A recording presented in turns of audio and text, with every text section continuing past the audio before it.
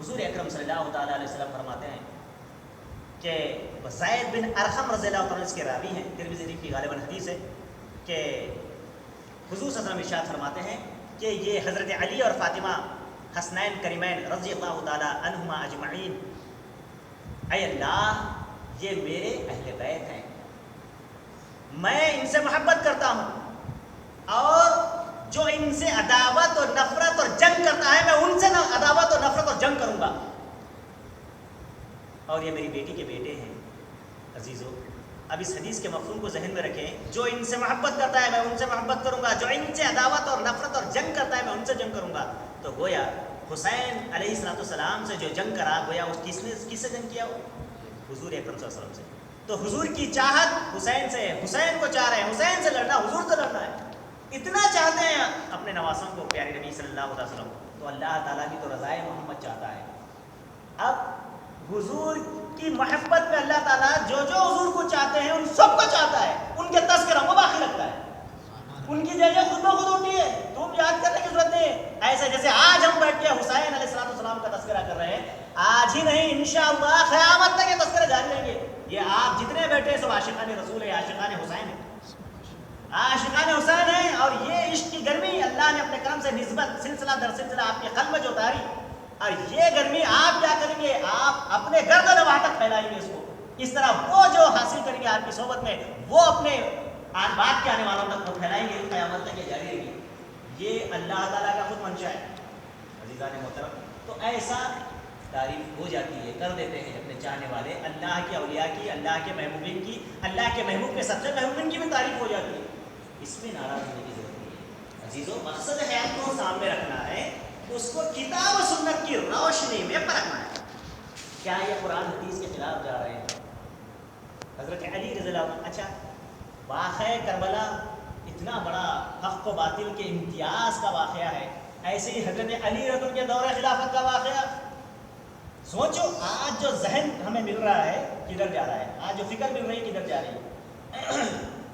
حضرت علی رضی اللہ تعالیٰ عنہ کے دور خلافت میں خارجی اختلاف کرتے تھے، ان کا اختلاف کیا تھا ذرا غور کرو، اور وہ کیسے لوگ تھے اختلاف کرنے والے؟ خارجیاں، تہجد کی نماز نہیں چھوٹتی ان کی، قضا نہیں ہوتی، ایسے تھے خارجی فرقے کے لوگ۔ کیا تھا اعتراض؟ علی رضی اللہ عنہ کے فتاووں کو نہیں مانتے تھے، ان کا عقیدہ یہ تھا کہ علی رضی اللہ عنہ اپنے دل سے بولتے تھے، قرآن حدیث کے جواز سے نہیں کہتے، ہم ان کی کیوں مانیں؟ ہم کلام پاک کی مانتے ہیں، اللہ کی مانتے ہیں، بات کریں کہ اللہ کی مانتے ہیں، قرآن کی مانتے ہیں، جبکہ قرآن میں خود ایک آیت ایسی ہے، یضل بہ کثیرا ویہدی بہ کثیرا، یہی قرآن ہے جس سے لوگ ہدایت بھی پاتے ہیں اور گمراہ بھی ہوتے ہیں۔ کیا مطلب؟ مفسرین فرماتے ہیں، عرفا فرماتے ہیں، ہدایت اسے ملتی ہے جو عشق نبی میں ڈوب کر سمجھنا چاہے، گمراہی اسے ملتی ہے جو اپنی عقل سے اس کا جواز نکالنا چاہے۔ تو عزیزان محترم، شریف پڑھیں گے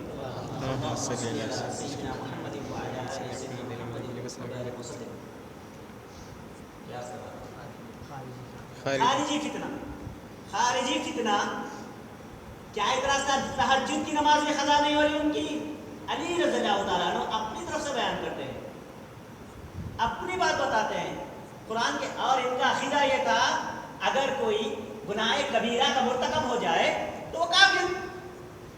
حضرت امام علی مقام حسین، حضرت امام اعظم ابو حنیفہ رضی اللہ عنہ کے مبارک دور میں بھی یہ خارجی آ گئے، گھیر لیا، تلواریں لے کے آ گئے، آپ مسجد میں بیٹھے ہوئے، اے امام بولو، ایک مسلمان جو شرابی ہے وہ مر گیا، کیا اس کی جنازے کی نماز پڑھتے ہیں؟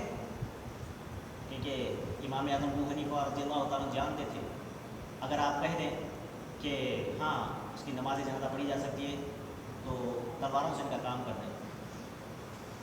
لیکن کیسے عاشقان رسول تھے، کیسے کتاب و سنت کے فہم کو جاننے والے تھے، اللہ رسول کے منشے اور مقصد کے ہاں تلواروں کے سائے میں بھی حق کا اظہار کرتے تھے، ڈرتے ہی نہیں تھے، خدا رسول سے ڈرتے تھے اور حکمت کے ساتھ بات کو پیش کرتے تھے۔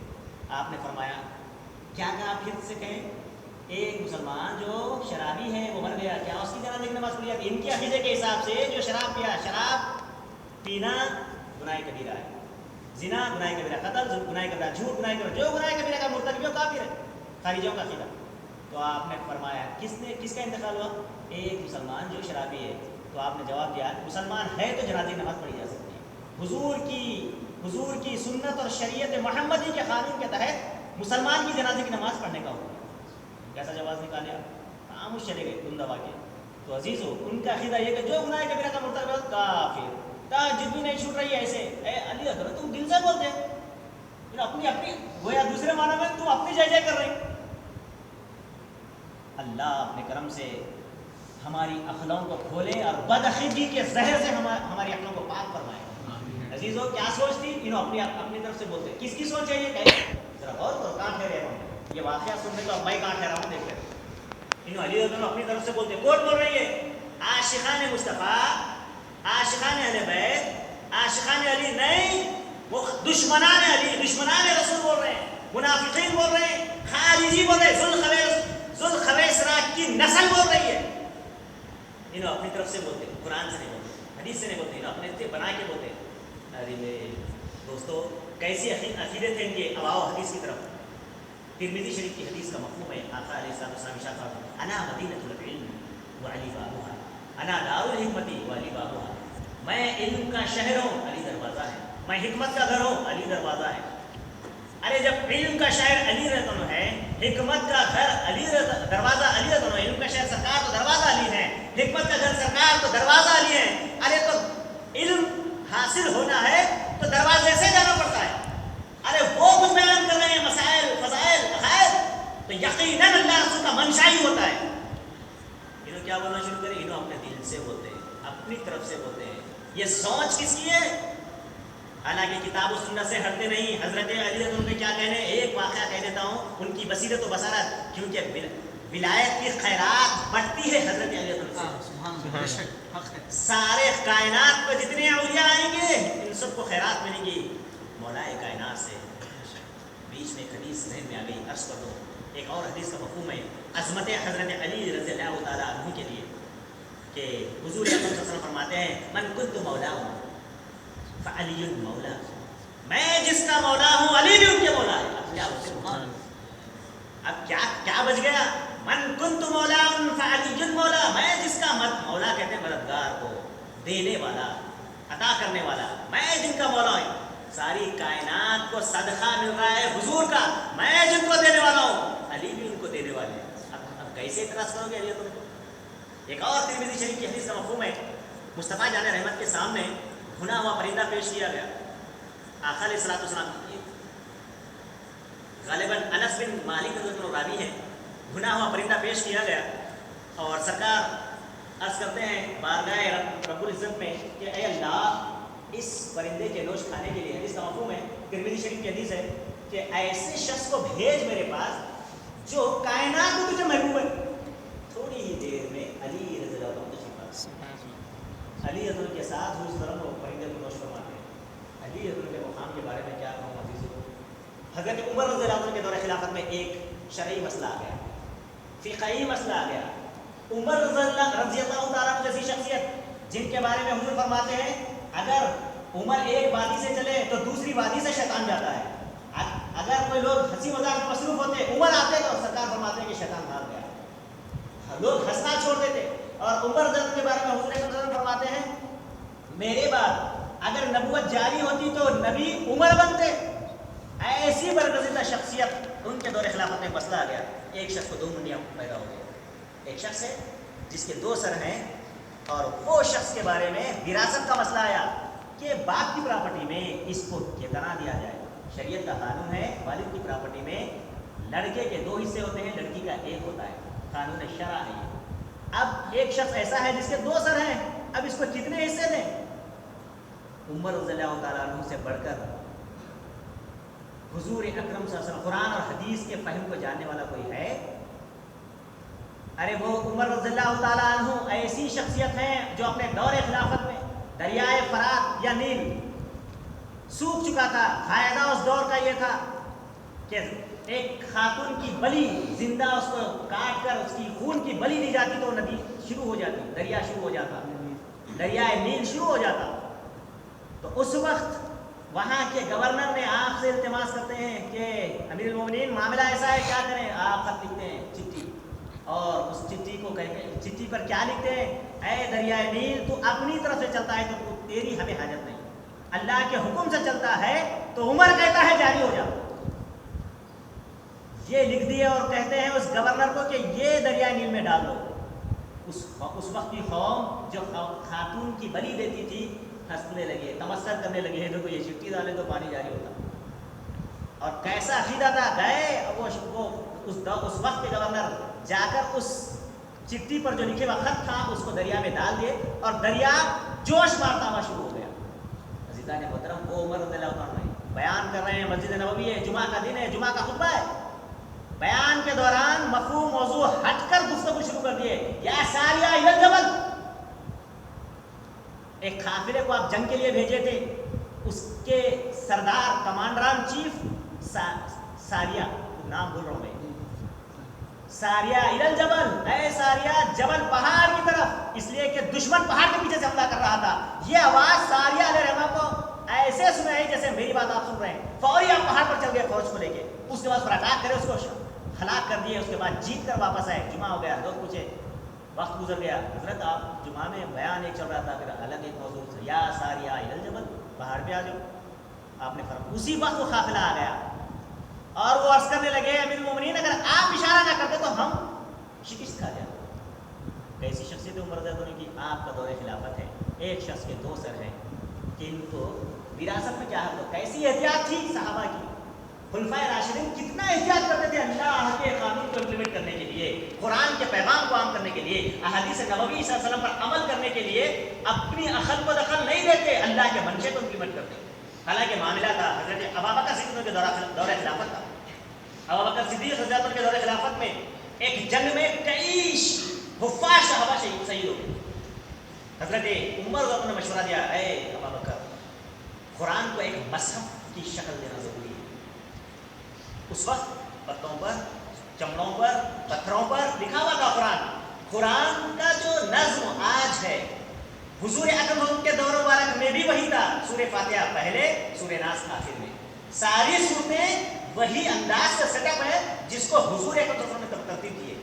لیکن چیزا کہیں وہاں لکھا ہوا، کہیں وہاں لکھا ہوا. کئی حفاظ صحابہ تھے جو بیعت کیے ہوئے تھے قرآن کو. ایک جنگ میں کئی صحابہ شہید ہو گئے، کئی صحابہ جو حفاظ سے شہید ہو گئے. قرآن کا پروٹیکشن کیسا، اس کی سیکیورٹی کیسی، اس پر بات ہوئی. تو عمر رضی اللہ عنہ مشورہ دیتے ہیں کہ مصحف کی شکل ہم دینا چاہیے. تو ابوبکر صدیق رضی اللہ عنہ جو کہتے ہیں کہ اے عمر، میں وہ کام کروں جو مصطفیٰ علیہ رحمت نے نہیں کیا. حاضہ بدعت، یہ تو بدعت ہے. تو عمر رضی اللہ تعالیٰ عنہ کہتے ہیں یقیناً یہ بدعت ہے، لیکن احسن بدعت ہے. بدعت احسن ہے، ورنہ قرآن کا پروڈکشن کیسا ہوگا، آنے والی امت تک قرآن کا پیغام کیسے پہنچے گا. تو اسی وقت حضرت ابوبکر صدیق رضی اللہ عنہ کے خط میں بھی الحمدللہ یہ الہام ہوتا ہے. آپ عرض کرتے ہیں، عمر تم نے صحیح مشورے کی طرف میرے خط کو گامزن کیا ہے، تو اللہ تعالیٰ تمہارے سینے کو علم سے کھولا ہے. دعا بھی دیتے ہیں. اس کے بعد الحمدللہ قرآن کو ایک مصحف کی شکل دی گئی. تو عزیزو، وہ عمر رضی اللہ عنہ آپ کے دور خلافت میں ایک شخص ایسا ہو گیا جس کے 2 سر ہیں. آپ فیصلہ نہیں کریں، ارے شخص نے دھڑ تو ایک ہے، جاؤ ایک دے دو، سر 2 ہے، دو 4 حصے کر دو. نہیں بولے، کیا کرے، کس کے پاس آئے؟ حضرت سیدنا علی رضی اللہ تعالیٰ عنہ کی بارگاہ میں آئے. اے علی، معاملہ ایسا ہے. کیسے آئے، کیوں آئے؟ ان کی بصیرت، ان کی بصارت، ان کے قرآن کے فہم، احادیث کے فہم ہم کدھر. انا مدینۃ العلم والی بابوہا، ہم سے زیادہ جانتے تھے وہ. آج ہم بھی سن رہے ہیں، مگر پھر بھی برابر اپنی بات آگے رکھتے ہیں، اپنے پیروں، اپنے اساتذہ، اپنے شیوخ، علماء، اولیاء، صلحاء کے سامنے. نہیں بھائی، یہ ایسا کہتی، یہ ایسا نہیں ہونا تھا. عمر رضی اللہ عنہ خلیفہ دوم میں، باوجود اس کے کیا کریں؟ اے علی، معاملہ ایسا آیا ہے، پھر اس کا فیصلہ کیسا کروں؟ کیونکہ انا مدینۃ العلم والی بابوہا تو آپ ہیں، انا دار الحکمت و علی بابوہا آپ ہیں. آپ بتاؤ اب کیا کروں؟ حکمت کا گھر سرکار کو دروازہ آپ، علم کا شہر سرکار کو دروازہ آپ، اب بتاؤ کروں کیا؟ تو حضرت علی رضی اللہ تعالیٰ عنہ الحمدللہ ایک مشورہ تجویز دیتے ہیں کہ یہ شخص جب سو جائے تو سب لوگ ایک ساتھ چلاؤ. اس کے دونوں سر ایک ساتھ جاگیں تو 2 سر ایک ہی آدمی، ایک جاگنے کے بعد دوسرا جاگا تو 2 سر 2 آدمی، 2 حصے عطا کیے جائیں. دونوں ایک ساتھ جاگیں تو ایک ہی آدمی تصور ہوگا، ایک ہی آدمی کے حساب سے اس کو وراثت میں حق ملے گا. اگر دونوں سر الگ الگ جگہیں تو پھر دو شخص تصور کیے جائیں گے, دو شخص کے حساب سے اس کو وراثت میں حصہ دیا جائے گا. کیسا ججمنٹ ہے. اتنی احتیاط سے قدم اٹھانے والے علی رضی اللہ عنہ کے شخص میں کیا بولتے تھے خارجیاں, اپنی مرضی سے بولتے ہیں, اپنے مطلب سے بولتے ہیں, یہ اختلاف کریں. آج بھی یہی ہو رہا نہیں. انہوں اپنی انا چلاتے ہیں, ان کو اپنی انا نہیں. میرے دوست میں کھل کے کہہ رہا ہوں, سرکار میرے آقا علیہ السلام کا ممبر, اس کے بازو بیٹھا ہوں. اللہ نے جو نعمتوں سے نوازا ہے, اہل سنت کا مضبوط پلر بنا کے بھیجے ہیں. اللہ تعالیٰ سے دعا ہے کہ تا دم حیات مضبوط ہی رہے, آمین. اور آپ بھی مضبوط بنے. میں چاہتا ہوں سب مضبوط بنے. اب یہ انا کے لیے نہیں, یہ اہل سنت کی بات کہتے ہیں, انہوں منمانی کرتے ہیں, انہوں منمانی چلاتے ہیں, بچے اپنے چلاتے ہیں, جے کراتے ہیں. یہ سب نہیں ہے میرے دوست. چیلنج ہے الحمدللہ. یہ بھی نہیں تکبر سے نہیں ہے, یہ بھی منمانی کا تکبر نہیں, یہ بھی مختلفانہ التماس کے ساتھ. میرے دوست آپ سے بھی میری گزارش ہے, آپ سے مجھے محبت ہے. میں چاہتا ہوں آپ بھی جنت میں چلو, میں بھی جنت میں چلوں, مل کے جنت میں جائے. جیسے کہ حضرت عمر رضی اللہ تعالیٰ عنہ نے ایک خوبصورت کافر کو دیکھے ہوتے ہیں, عمر کے ہوتے ہوئے ایک خوبصورت کافر جہنم میں جائے. میں انہیں دین پیش کروں گا, لا الہ سکھاؤں گا. ایسے میری بھی ریکویسٹ ہے, آپ اہل سنت جماعت کو جانو, اہل سنت جماعت کے علماء عرفاء مشائخ کی بات سنو, قرآن کی کسوٹی سے گھسو, احادیث کی کسوٹی میں گھسو. اگر کھرا ہے مان لو, آ جاؤ اس کے اندر, کھوٹا ہے چھوڑ. اس سے بڑھ کے اب کیا ہوگا. کھرا ہے آپ بھی اہل سنت ہو جاؤ, کھوٹا ہے چھوڑ دو, مگر گھسو تو صحیح نا, پرتو تو صحیح نا, علمی مناظرہ کرو تو صحیح نا, کچھ اعتراض ہے تو آگے بات کرو تو صحیح نا.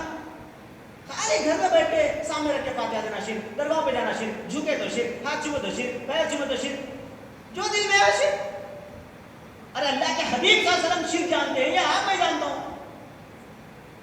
ارے اللہ کے حبیب صلی اللہ علیہ وسلم کے خود ہاتھ پیر چومے جا رہے ہیں, سرکار وضو کر رہے ہیں, خطرے نیچے گرنے نہیں دے رہے صحابہ, سرکار کے ہاتھ پیر چوم لے رہے ہیں. ارے شرک ہوتا تو سرکار شرک کراتے. سمجھو میرے دوست, سامنے رکھ کے فاتحہ دینا ہے. پوجا کیسے پوجا میرے دوست, کیسا پوجا ہوتا نہیں, حیران کرتے نا. ارے خیر اب یار ہمارا طریقہ سیکھے ہیں. طبرانی کی حدیث ہے, اٹھا کے دیکھو, یہاں میں جواز فاتحہ کا پوسٹر میرے جد اعلیٰ میرے سرکار نے لگایا ہے, کیسے مستند دلائل ہے اس کے اندر. آقا علیہ السلام کے صاحبزادے حضرت ابراہیم علیہ السلام کا مثال ہوا, سرکار نے دودھ اور جو پر چوری بھی لائی, اس پر فاتحہ پڑھی, اور جو ہے یہ ارشاد فرمائے کہ اس کو تقسیم کر دو, اس کا ثواب ابراہیم کو ملے گا. حدیث ہے, سامنے رکھ کے فاتحہ پڑھنے کی. روزہ کھولتے ہیں آپ, میوہ کہاں رکھتے ہیں, سامنے. شرک نہیں ہوا. اس سے پہلے بھی کئی بار بتایا میں, کھانا کھانے سے پہلے کیا پڑھتے ہیں, بسم اللہ الرحمن الرحیم. حضور صلی اللہ علیہ وسلم کی سنت کیا ہے, سرکار کا ارشاد کیا ہے, ہر نیک کام بسم اللہ سے شروع کرو. جب بھی کوئی شخص کھانا کھاتا ہے کیا بول کے کھاتا ہے, بسم اللہ الرحمن الرحیم. کھانا کھاتے ہو, کھانا کہاں ہوتا ہے, سامنے ہوتا ہے. دسترخوان پہ آپ بیٹھے ہیں, دعوت میں گئے ہیں, ہر کھانے کی خوبصورت چیزیں آپ کے سامنے ہیں. پوجا ہوا, آپ بسم اللہ الرحمن الرحیم بولے اور کھانا شروع کر دیں. نہیں میں تو بسم اللہ پڑھا. اچھا بسم اللہ کیا قرآن نہیں ہے. ارے فاتحہ بول کے سورہ فاتحہ کی 7 آیتیں, سورہ ملک کی چند آیتیں اور درود شریف پڑھے تو پوجا ہو گیا. آپ قرآن کی ایک آیت پڑھے تو پوجا نہیں ہوا. سورہ نمل کی 30ویں آیت ہے بسم اللہ الرحمن الرحیم. ہر سورت سے پہلے بھی بسم اللہ پڑھی جاتی ہے, اور قرآن کے اندر بھی سورہ بسم اللہ الرحمن الرحیم سورت کے اندر بھی ہے. آپ بھی پڑھ رہے ہیں, کیا کبھی آپ اس کا تصور کریں کہ سامنے رکھ کے پڑھے تو پوجا ہو جاتی؟ تو دعوت میں جا کے کرسی پر جا کے پڑھے بسم اللہ الرحمن الرحیم, پھر پڑھ کے کھانا شروع, میں تو پوجا ہو جائے گی. ورنہ کھانا پیچھے رکھ دیے, بسم اللہ الرحمن الرحیم, پھر سامنے. نعوذ باللہ, عجیب عقیدہ ہے. دلائل کو سمجھو عزیزو. جھکے تو شرک, اٹھے تو شرک, بدعت. بدعت کی تعریف کیا ہے, اختلاف الدین کو بدعت کہتے ہیں. دین میں نئی چیز کا ایجاد. اب یہاں میں اور آپ بیٹھے ہیں, یہاں کیا کیا نیا ہے میں بولتا ہوں, سنتے جاؤ. میں ایک نیا, حضور کے دور میں نہیں تھا, یہ بھی میں ایک نیا, یہ بھی بدعت. ممبر کا جو پتھر ہے بدعت, فیان بدعت, مسجد خود بدعت, پوری ٹوٹل مسجد بدعت, ممبر اور محراب بدعت, کھڑکیاں بدعت. حضور کے دور میں ایسا کچھ نہیں تھا. حضور کرے گا, صحابہ کرے بدعت, پھر کیا کریں گے, ہے نا بھائی. اللہ نے عقل سلیم دی ہے نا. افلا یتدبرون القرآن, تم قرآن میں غور و فکر کیوں نہیں کرتے بولے اللہ تعالیٰ. غور و فکر کرو. بدعت یقیناً بدعت سیاح سے بچنا ہے. بدعت کے اقسام ہیں, بلا تحتوی الحسنات ولا سیاح, قرآن میں آیا ہے. اچھا اور برا برابر نہیں ہو سکتے. کیا بولے عمر رضی اللہ تعالیٰ عنہ, ھذا بدعت حسنہ بولے, ہاں حسن بدعت بولے قرآن کو مصحف میں, ورنہ یہ جو کلام آج آپ میں دیکھ رہے ہیں عمر رضی اللہ عنہ کے مشورے سے آئی, ہاذا بدعت, میں بدعت نہیں کر سکتا, حضور نے نہیں جمع کرا, میں کیسے کروں بولے ابو بکر صدیق, مگر اسی وقت حضرت عمر, اچھا یہ عمر رضی اللہ عنہ کیسی شخصیت ہے, آپ کے مشورے پہ قرآن میں جو ہے نا علماء فرماتے ہیں 9 سے 13 آیتیں آپ کے مشورے پہ نازل ہوئی, آپ جو مشورہ دیتے وہ آیت نازل ہوئی. ایک مرتبہ حضرت پیارے نبی صلی اللہ علیہ وسلم ایک منافق کے لیے دعا کر رہے تھے, نماز جنازہ کے لیے بڑھ رہے تھے, آپ فرمائے یا رسول اللہ رکھو اس کے لیے, مگر سرکار کو کوئی بندہ نہیں بول سکتا, چاہے وہ کتنا بھی بڑا سا بڑا شہید ہو, صدیق ہو, صالح ہو, عارف ہو, قطب ہو, افتاب ہو, ابدال ہو, چاہے کتنا بھی بلند مرتبہ رکھو, مگر حضور کو حکم نہیں دے سکتے. حضور کو کہنے والی ذات سوائے رب العزت کے کوئی اور نہیں. اگرچہ عمر رضی اللہ عنہ کا مقام مرتبہ ہے, یا سر نکو بڑا بولے اس کے لیے دعا نہ کرو, یہ منافق تھا, ستاتا تھا آپ کو, اور میری آقا رحمت للعالمین ہے, کچھ بھی ہو مولا بخشے جاتے ہیں. مگر اسی وقت آپ کے اس مشورے پر اللہ نے آیت نازل کی, کیا ہے محمد صلی اللہ علیہ وسلم منافقین کے لیے آپ دعائیں مغفرت نہ کریں. عزیزو, وہ عمر رضی اللہ عنہ کی ذات گرامی جن کے مشوروں پر قرآن نازل ہوتا, تو شریف یہ اللهم صل على سيدنا محمد. تو میں عرض کر رہا تھا بدعت ہے کیا؟ اب یہ ساری چیزیں بدعت ہے, چھوڑ دیں گے, کپڑے بدعت, ایسے کپڑے زیادہ کہاں پہنے ہے نہیں, ٹوپیاں دیکھو کیسے ہیں, پین, سیل فون سب بدعت, چپل بدعت, گاڑی بدعت, سائیکل بدعت, موٹر سائیکل بدعت, بس بدعت, سب بدعت. پھر بدعت کے مسئلے کو حل کیسا کریں گے؟ حضرت عمر رضی اللہ عنہ بھی بدعت کا مشورہ دے رہے ہیں, اس سے دلیل ملی. قاعدہ کلیہ یہ ہے بدعت کا, غور سے سنیے, وہ بھی سنیے جو مسجد کے باہر سن رہے ہیں, معلوم میرے کو سنتے ہیں, یہاں بیٹھ کے نہیں سنتے, اس لیے سنتے ہیں کہ کیا غلط ہو رہا ہے, کیا ہوتا ہے, اجی آؤ سامنے, میں بھاگنے والا نہیں ہوں الحمدللہ, انشاءاللہ تعالی بیٹھیے آپ, انشاءاللہ اخلاق آداب کے میدان میں گفتگو کرو, ہم بھی کرنے تیار ہیں الحمدللہ. تو الغرض بدعت کی صحیح تعریف کیا ہے, ڈیفینیشن میرے دادا پیر جد اعلیٰ بیان فرماتے ہیں, وہ نیا طریقہ اسلام میں, وہ نیا طریقہ, ایسا نیا طریقہ جس کو حضور اور صحابہ نے نہیں کیا, اور وہ قرآن اور